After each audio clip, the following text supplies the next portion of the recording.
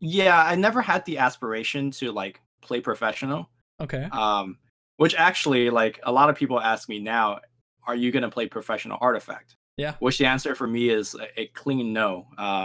Using Artifact as an example right now, if I can't win a tournament with like 100 or 80 people in it, I'm not gonna win that million. And Right? didn't you get second in a I got tournament? second in 3 different tournaments. I mean, second's damn close to actually. Second is not a those. million though. No, the second is not a million. Yeah. That's true. But I don't think you need to hit that million to actually make a living, Sure. I guess, with it.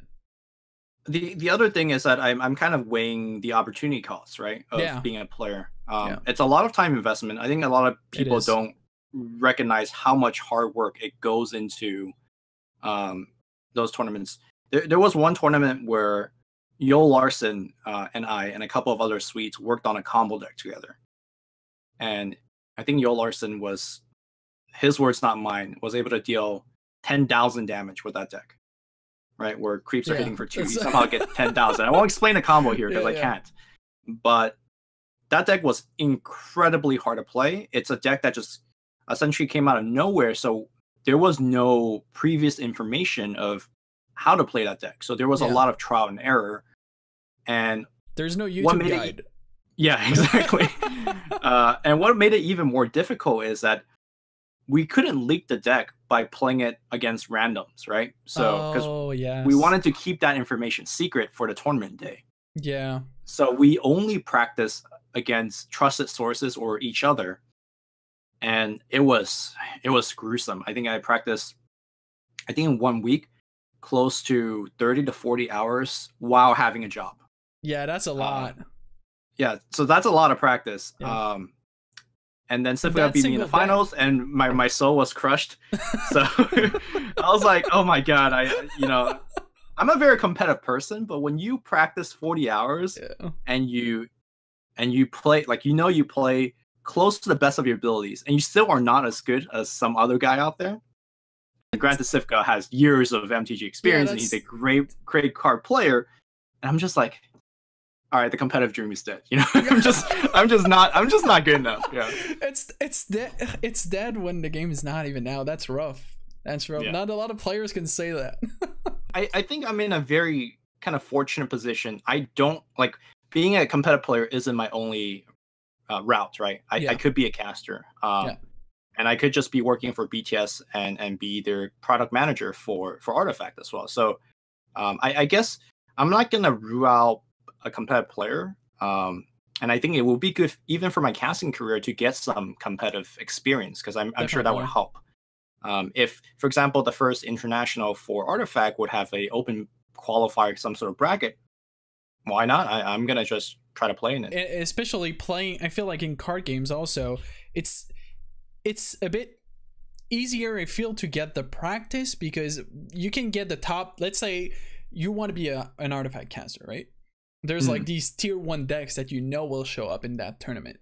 Then you can actually play them yourself and try to understand the line of plays. And I feel card games in that sense are a bit easier than games like Dota, because getting high level experience in Dota is so different, because you don't control your teammate picks. So you're not guaranteed to have like a regular game, and there's mechanics like physical things that are hard to pull off that you don't have in a card game. The thing that always annoyed me the most in Dota was, like, there's these strategies where I want to try.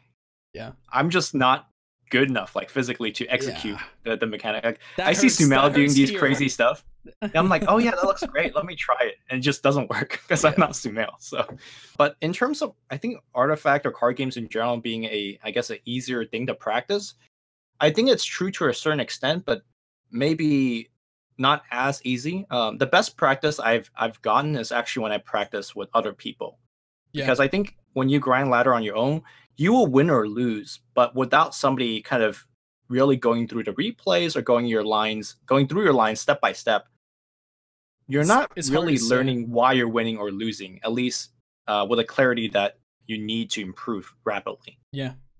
So I think in that aspect, it's still relatively similar to a team game, where in Dota, you have your teammate to tell you what you did wrong, and that will save you maybe 20 hours instead of you making the same mistake over and over again and then realizing after a long time, oh, I shouldn't be doing that. So especially I feel like in card games, it's super hard to know what mistake you made, though, because sometimes you'll make a mistake, let's say turn 2, and it doesn't come into effect until like turn 5, and it's going to be hard to make that connection. Meanwhile, in Dota, usually if you make a mistake, you're gonna die. So you're like, okay, I messed up. Sometimes it's more subtle than that, obviously. But I feel like that might be one of the hard part. So you have a lot of options, right? You can stay at BTS, you can be a caster, you can be a player. You have kind of this leeway. What would be your favorite one? Like if you let's say you had the talent for everything to really make it whatever the choice, what would be your favorite? You mean beside winning the million? Because that's the easy out here. No money involved. Like just out of like personal enjoyment. Like let's no million. You still get the joy of winning a tournament, though. I mean, winning a tournament is, apart from the million, you just in some way immortalized, right? And that's I think what a lot of people. I mean, a lot of people are motivated by the million, obviously, but yeah, I think a lot of competitors are just chasing that dream. Especially for the Dota players. Winning TI at a certain point isn't about the money. Obviously, again, it's all about the money, but it's also about having your name on the Aegis. They're all rich enough to me. Yeah. First of all, they're all already making a living, but I think the money is what gets people to be, oh, I would like to be, a good player. I like this game and there's a lot of money to be made. I'm going to try it. But once you get to that like competing level, I really do think you're right. And it's not the cash. It's really like, I want to win everything. It's really that competitive mindset that gets inside. I don't know if you did like any competitive sports while growing up, but it's really easy once you're in the game or in the tournament to just forget what the implications are. I guess it's the same for esports though. Like it's the same in everything. Once you're in that game, like kind of everything else gets removed. Right? It's so funny when you watch these Dota teams that win the TI, so Team Liquid last year and OG this year, where they win and you interview them and they're like, it's almost they're in a very surreal experience. They don't really realize what it meant for them to win. It's just this goal that you work towards for so many years. And Kuro, the team captain for Team Liquid, tweeted out that he felt empty almost after winning it. Weird. It's just like, what's next, Yeah. I mean, you're so focused on like that one goal that like once it's checked, okay, now what? Like you get it a second time, it's not the same drive. I assume I've never won a TI, but I assume it's not the same drive once you've done it once. I mean, speaking from experience, and in no way I'm going to equate this to winning a TI, but as the caster for Dota, I got to cast a couple of grand finals for TI, and essentially that's kind of winning TI for a caster. Yeah, and I could definitely tell you that from my personal experience that I didn't work as hard after casting finals 3 years in a row, and I was off the TI train essentially for a year or two, and my skill has essentially fell behind all the other casters, and they overtook me, and that just, I think, actually just speaks more about my work ethic than anything else. But it's hard to stay motivated. It's very easy to get comfortable after, again, casting the finals, not equal winning the finals. But no, but I get what hope you mean. You catch my drift. Yeah, because you achieved basically the highest thing you can achieve as a caster, which is casting a grand final in TI,